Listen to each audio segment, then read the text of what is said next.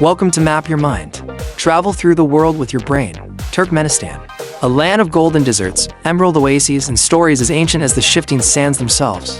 Here, the wind hums through the vast Karakum Desert, carrying whispers of caravans that once traced the legendary Silk Road. A place where history is carved into the stones of crumbling fortresses. Yet modern cities rise in gleaming white marble. Turkmenistan is a country of contrast, a silent desert heart beating beneath a grand, carefully sculpted surface. Its roots reach deep into the dawn of human civilization. Long before nations had names, the lands of Turkmenistan were home to ancient tribes and early farmers of the Jaitan culture. Over 7,000 years ago, these people lived simply, shaping clay vessels, tending goats, and laying the earliest bricks of humanity's story. Then came the great steppe nomads, fierce horsemen and skilled warriors who roamed freely under endless skies. By the first millennium BCE, this land became part of the mighty Persian Empire. It was here, at the empire's far reaches, that cultures collided and blended, Persians, Parthians, and Sogdians weaving together a vibrant fabric of language, art, and trade. The Silk Road brought merchants from China, Persia, and Byzantium. Camels laden with silk, spices, and jewels wound their way across the desert, stopping in oasis towns like Merv. Merv, a city of such splendor it was once called the Jewel of the East, became one of the greatest metropolises of the medieval Islamic world. But the winds of history are rarely still. Turkmen lands were claimed by Alexander the Great, the Parthians, and the Sassanids. Then, in the 8th century, the Arab Caliphate swept in, bringing Islam and weaving its teachings into the daily life of the Turkmen tribes. The people here became famous as skilled horsemen, their loyalty tied to their clans and their freedom to roam. The 11th century brought the Seljuk Empire, founded by Turkmen warriors themselves. From their heartland in Turkmenistan, the Seljuks carved out a vast realm stretching from Central Asia to the Mediterranean.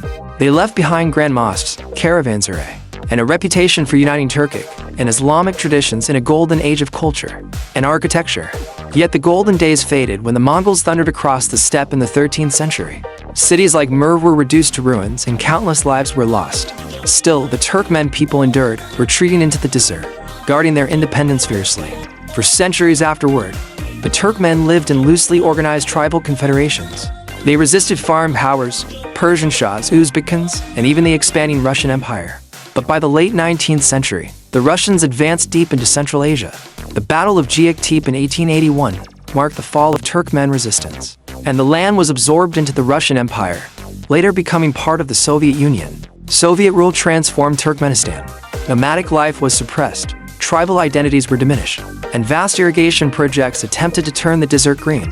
Katan became king, and the Karakum Canal, one of the longest in the world, carved a blue ribbon through the sands. But this came at a cost. Rivers feeding the Aral Sea were diverted, contributing to one of the worst environmental disasters of modern history. In 1991, as the Soviet Union dissolved, Turkmenistan declared independence. Sapar Murat Niyazov became the nation's first president and ruled with a personality cult unlike any other.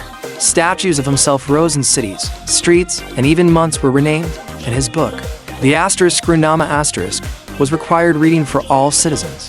His successor, Gurbanguly Berdimuhamdo, continued the tradition of strong centralized rule, shaping Turkmenistan's image with grand architectural projects and white marble cities, particularly in the capital, Ashgabat. Today, Ashgabat glitters with gold-domed palaces, massive fountains, and the world's highest density of white marble buildings, a surreal vision rising from the desert.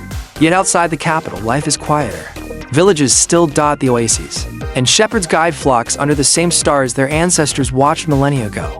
The Karakum Desert dominates the land, but hidden within its emptiness is one of the world's most striking sights, the Darvaza gas crater, also called the Door to Hell, a fiery pit that has been burning for over 50 years. It glows like an unearthly beacon against the night sky. It began when Soviet drilling collapsed into a natural gas pocket in 1971. Geologists set it alight to prevent toxic gas escape, and it's been burning ever since. Culturally, the Turkmen remain proud of their traditions. They are master carpet weavers, creating intricate designs passed down for generations, each pattern telling the story of a tribe. The horse still holds a sacred place, especially the Akultik, a golden-coated breed famed for its beauty and endurance. Music, dance, and storytelling keep the spirit of the steppe alive, while Islamic customs shape community life. Fun fact, Turkmenistan holds the Guinness World Record for the most public fountains in a single city, thanks to Ashgabat's water-filled plazas gleaming in the desert sun.